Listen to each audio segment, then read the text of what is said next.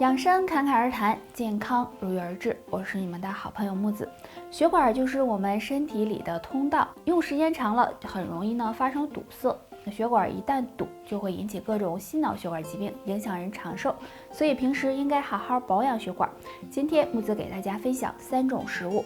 第一种食物，玉米。玉米在农村很常见，是一种粗粮。玉米营养也非常的丰富，其中含有维生素、蛋白质、矿物质以及不饱和脂肪酸，可以降低胆固醇，延缓血管老化。所以平时多吃点玉米，对血管健康有帮助。第二种食物，山楂。山楂大家应该都很熟悉了，营养很丰富，其中富含3萜酸和黄酮类物质，具有改善血液循环、增强血管弹性的作用。所以血管不好的，没事吃点山楂也可以预防血管堵塞。第3种食物，黑豆。黑豆是常见的豆类食物，其中富含维生素、花青素、膳食纤维以及多酚类物质，具有改善血液循环、软化血管等作用。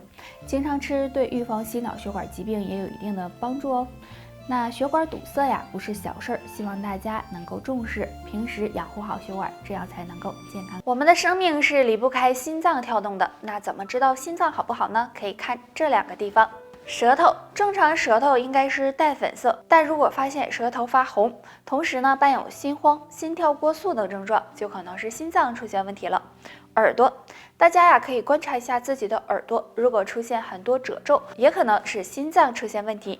如果是心脏不好，该怎么办呢？下面教大家一个动作，很简单，就是按摩大鱼际。将手掌伸开，拇指根部这里凸起的地方就是大鱼际，和呼吸器官关系密切。按摩时可以双手对搓，每次搓5分钟左右。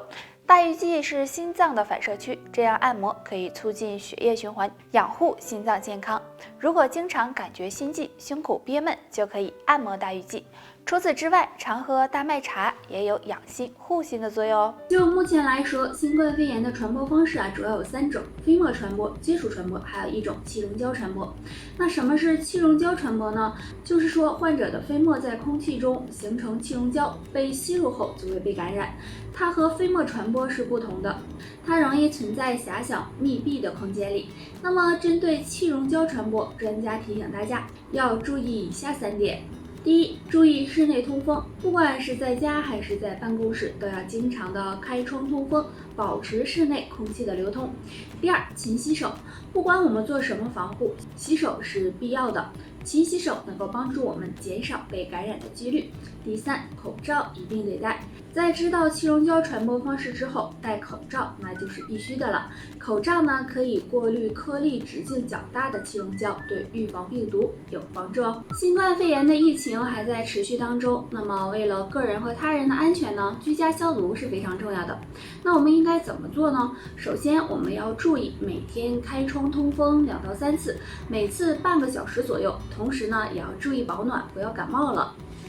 然后要勤洗手，避免到人多的地方。如果外出要戴口罩，回来用消毒剂洗手，擦拭手。收拾家里卫生的时候要对地面、桌面、家具等地方消毒。那用消毒液擦拭不少于15分钟，然后再用清水擦，这样可以去除残留的消毒液。还有家里的毛巾、衣服等等，可以放在阳台上，让阳光暴晒消毒，或者煮沸消毒都行。最后是餐具等用品也要煮沸消毒，最少15分钟，这样才能够达到消灭细菌的作用。不过要提醒大家的是，如果用完消毒液，一定要记得开窗通风。如果家里有老人、孕妇、小孩等，要让他们待在没有消毒的房间，可以一间一间的进行消毒。过年应该是一个值得欢庆的节日，但是今年却有些不一样。现在不管是手机上还是电视上，大家听到最多的肯定就是新型冠状病毒肺炎的消息。那如果有个头疼脑热的，很多人就会担心自己是不是被传染了呢？那今天木子就教大家来区分一下普通感冒和新冠肺炎。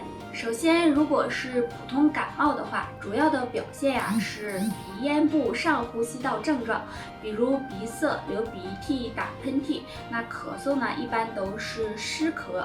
那如果发烧的话，那经过服药之后就会有所改善。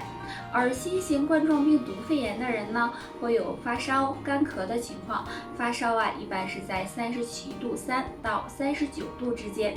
除此之外呢，还会有身体乏力、肌肉酸痛以及腹痛腹泻的情况。严重的还会出现呼吸困难、胸闷气短，所以大家要多注意才行。那大家呢要正确的区分，千万不要出现恐慌。平时呢要做好预防工作，少出门、少聚会，多通风、多消毒，经常洗手。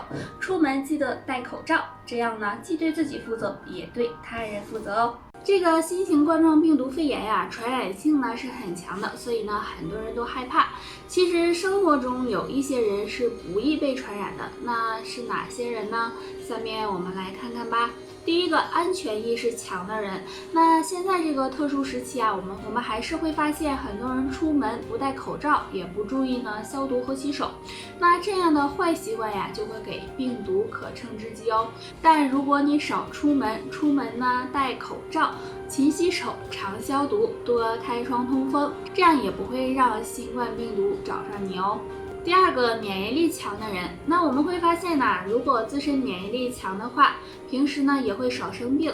那免疫力就是身体的防护墙，它呢能够帮助我们抵抗病毒，所以呢只要自身免疫力够强，患上新型冠状病毒的几率呢也会减少。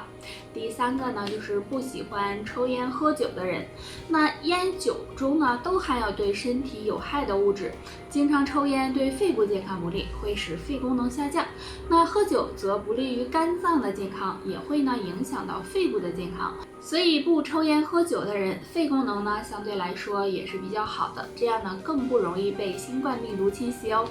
那上面的这3点，如果你占的越多，或许病毒越不敢靠近你哦。通过最近的数据显示呢，我们会发现疫情正在往好的方向发展，被治愈的人呢越来越多了。但是也出现过这样的情况，那一个人虽然感染了新型冠状病毒，但是却没有什么症状，但是和他接触的人却被确诊了，这是怎么回事呢？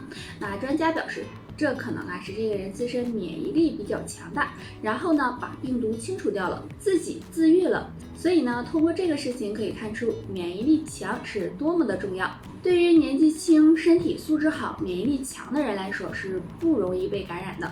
那就算被感染了呢，恢复的也会比较快。但是呢，对于免疫力低的人就很容易感染了，并且呢发展成重症，尤其是中老年人。所以呢，我们平时要好好的加强免疫力才行。大家呢可以多进行运动，多晒晒太阳，保持一个乐观的心态，每天保证充足的睡眠，这样呢有助提升免疫力，抵抗病毒哦。好啦，就说到这儿吧，大家还有什么问题可以给我留言，下期见，拜拜。